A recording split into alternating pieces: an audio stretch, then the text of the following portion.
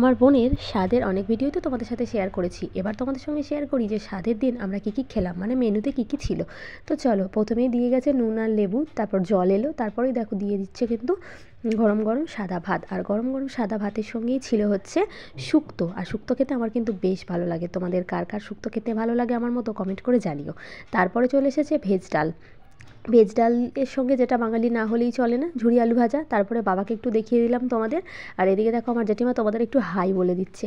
সবাই মিলে একসাথে খেতে বসার মজাই আলাদা, বলো। তারপরে দেখো এখানে আমার ভাইয়েরা করছে পরিবেশন। তারপরে আমাকে যে বলছিল ভাত নিবি কি, তো আমি আর নিইনি। এটা দেখো আমার বাবার পাতে দিয়ে গেছে হচ্ছে বাঁধাকপি দিয়ে মাছের মাথা দিয়ে, ওটা আমি নিইনি, তাই তোমাদের বাবার পাতটায় দেখালাম। তারপরে ছিল হচ্ছে পাবদা, সর্ষে পাবদা। আর তারপরে ছিল কাতলা কালিয়া। আর কাতলা কালিয়া দিয়ে খাবার পরেই চলে এসেছিলো কিন্তু চাটনি। আর চাটনির সঙ্গে বাঙালির যেটা না হলেই চলে না, ওই যে পাঁপড়।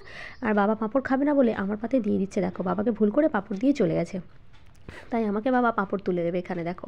আর তারপরে ছিল হচ্ছে পায়েস আর রসগোল্লা, যেটা আমি নিইনি, তাই তোমাদের রসগোল্লাটা দেখাতে পারিনি। কেমন লাগলো ভিডিওটা অবশ্যই জানিও।